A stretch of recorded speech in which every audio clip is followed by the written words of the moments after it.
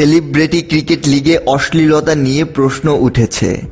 বলা হচ্ছে খেলার চেয়ে শরীর প্রদর্শনীতে ব্যস্ত নায়িকারা। এ বিষয়ে এক সাক্ষাৎকারে কথা বলেন তাসনুভা তিশা।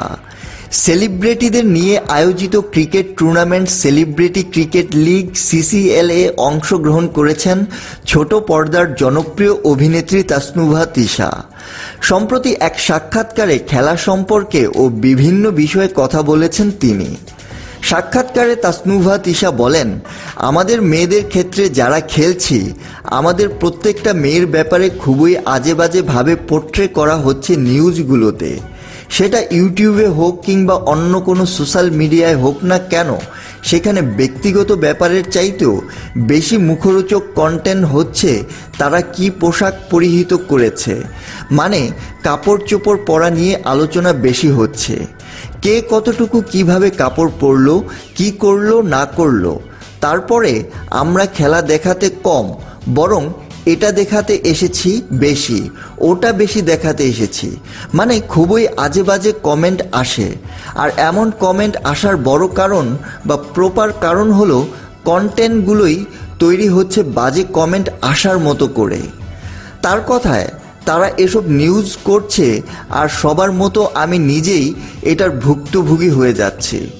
আমাদের লাইফ নিয়ে সবার আগ্রহ থাকে, এটা স্বাভাবিক, কিন্তু আমাদেরকে পাপারাজ্জি করবে যেটা বলিউডে অনেক বেশি হয়, আমাদের দেশে একটু কম হয়। আমাদের দেশে যেটা হয় যে হ্যারাসমেন্ট হয়, আমাদের দেশে পাপারাজ্জিটা হয় না। আমাদের দেশে যে হ্যারাসমেন্ট হয় কিভাবে হয় না বলে একটা ভিডিও করে দিয়ে এবং ওটাকে খুবই নেগেটিভলি পোট্রে করা হয় এবং ওটার জন্য ভুক্তভোগী হই আমরা। কারণ দিন শেষে আমাদের প্রত্যেকের ফ্যামিলি আছে, দিন শেষে আমাদের ফ্যামিলি এগুলো দেখে এবং তারা কমেন্টও পড়ে। কমেন্ট পড়ে আমাদেরকে অনেক প্রশ্ন করে এবং সেসব প্রশ্নের উত্তর দিতে আমরা বাধ্য হই।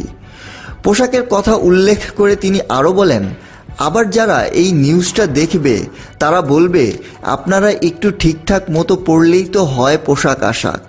এটাও আবার কমেন্ট করবে আরও অনেকে। এখানে আসলে শাড়ি পরলেও তো আবার কমেন্ট করবেন, কি যে পরবো সেটাই জানি না।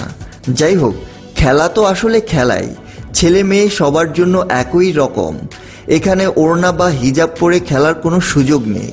তারপরও আমাদের মেয়েরা যথেষ্ট চেষ্টা করছি আমরা আমাদের জায়গা থেকে যতটা একটু কন্ট্রোভার্সি এড়িয়ে যাওয়ার জন্য, কারণ কন্ট্রোভার্সির তো শেষ নেই।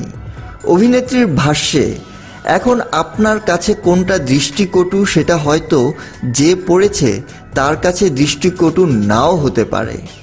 এক একজনের পার্সোনালিটি এক এক রকম।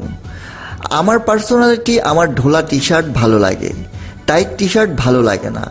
এখন এটা আমার প্রেফারেন্স, এটার সাথে আমার চরিত্র, শিক্ষার, জ্ঞানের কোনো সম্পৃক্ততা নেই।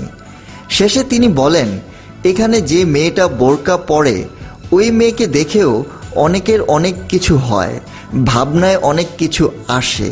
তো এটা তো আসলে সেই মেয়েটার দোষ নেই, আসলে বলে লাভ নেই।